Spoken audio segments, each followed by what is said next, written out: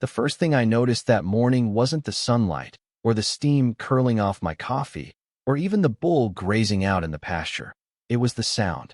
Metal clanging, not the gentle creak of barn doors, but something sharp, wrong, and determined. You ever get that gut feeling, just from a sound, that something's about to go sideways? That's how it started.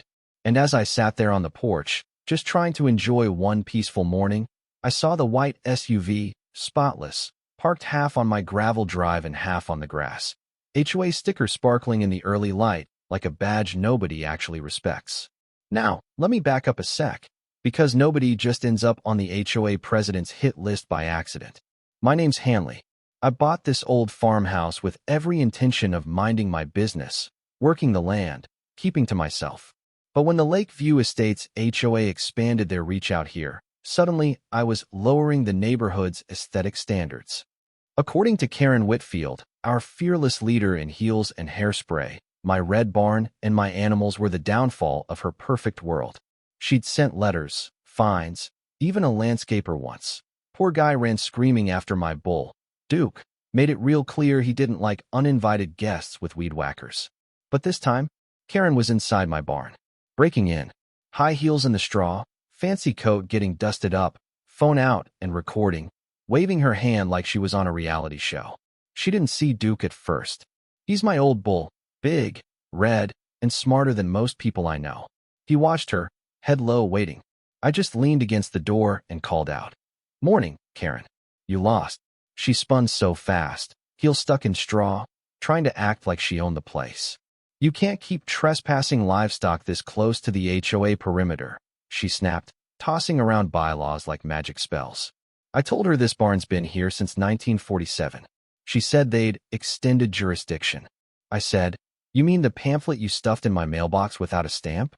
That's litter, not legal notice." Her face turned so red I half expected steam. Duke chose that moment to snort, loud.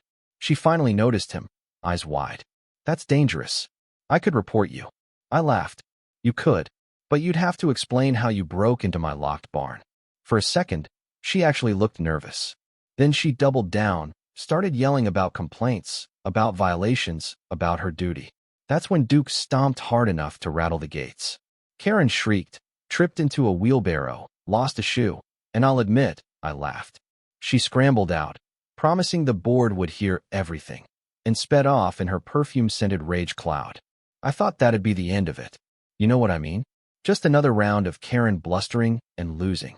But the next day, a notice showed up, $10,000 fine for unauthorized agricultural activity. I took it straight to Dalton, the county sheriff. Guys know me since high school. He just shook his head and chuckled, said she was out of line, promised to have a word.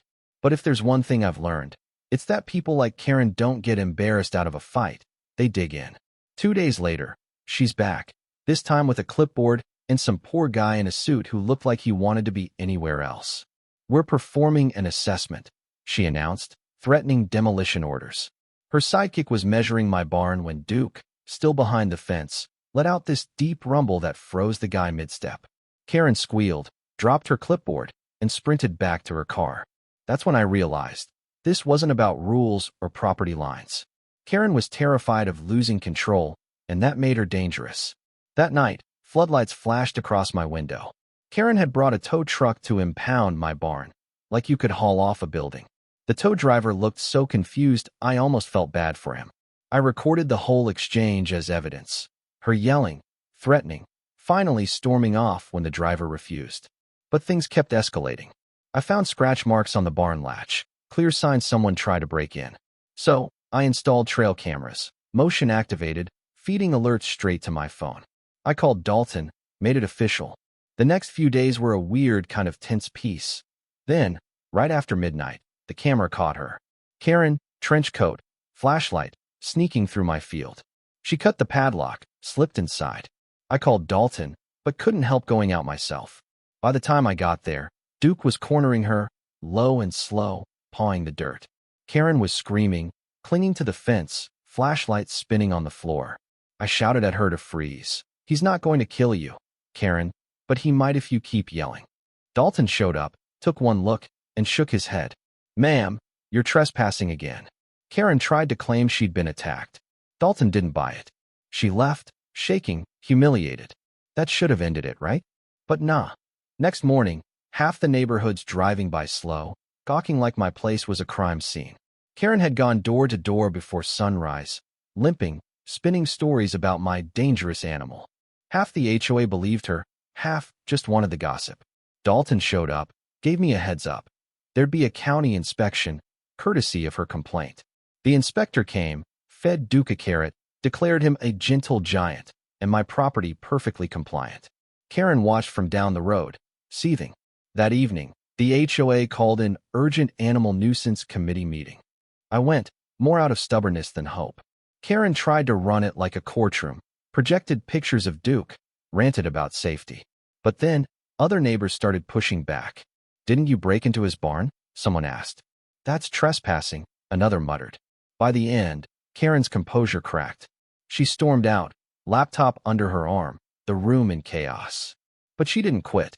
That night, I caught two figures, her volunteer squad, dumping garbage behind my barn, taking photos for evidence.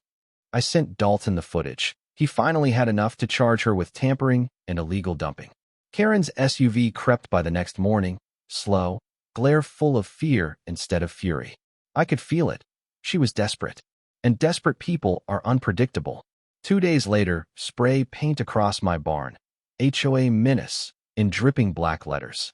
Trail cam showed Karen in a poncho, vandalizing like a teenager. Dalton told me he'd press for arrest, but warned me not to escalate. I tried, I really did. But that night, someone cut my electric fence. It was her handyman, the same guy from the earlier inspection. I chased him off, handed the evidence to Dalton. For the first time, Karen showed a flicker of panic. She was losing. Then came the last straw. Duke, my bull, went missing. Gate open, fresh tire tracks. Panic like I haven't felt in years. The whole county helped look. Found him 3 miles away, muddy but unharmed, in a busted trailer that matched the scrape on Karen's SUV. She tried to claim I'd staged it all, but this time nobody believed her. Footage, photos, and word of mouth spread fast. She was finished. Board voted her out. Her house went up for sale. But then the letters started coming. First, just a thank you for not pressing for prison. Then, a warning. Check the barn. Found a trail camera hidden out back. Footage of a dark van at 2 a.m. Someone in a hoodie approaching my door. Called Dalton again. He said it might be a copycat, but something didn't feel right. Nights turned restless. Cameras, alarms, Duke pacing in the fog. Then, I caught the figure in the barn. Not Karen, but her husband Harold, normally silent, always in her shadow. He was scared, said Karen escaped from a hospital, left a note. "I'm coming home to fix everything." Headlights in the fog, her SUV screeching to a stop, her voice raw. "You took everything from me." She tried to set the barn on fire, gas can and lighter in hand. I stopped her. Dalton arrived. And for once, Karen didn't fight as they cuffed her, sobbing. After that, everything slowed down. Neighbors dropped by, some with pie, some with thanks, most just relieved. HOA dissolved itself. Turns out, nobody missed the drama. Karen's house sold. She vanished, officially missing. Maybe the lake, maybe just gone, but nobody ever found her. Sometimes, the wind still carries her voice, faint and desperate, across the fields. You know, people talk about community, about rules, about making things perfect. But perfection's a curse out here. Some folks just can't stand not being in charge. And when they lose it, well, they can tear apart more than just a neighborhood. They can break themselves, too. So, here's what I'll leave you with. Is it ever worth destroying a life, or your own, for the sake of control? Or is it better to let things be a little messy, a little wild, but real? Because in the end, the barn still stands, Duke still guards his paw. Stewart, and I finally sleep through the night. But every time the fog rolls in, I remember what happens when somebody mistakes power for justice. Let me know what you think. Who was right? Where's the line between order and obsession? Drop your take below. I want to hear how you'd handle a neighbor like that, or if you think I went too far. Because out here, sometimes, all you can do is stand your ground, hope the storm passes, and remember, some ghosts never stop chasing perfection.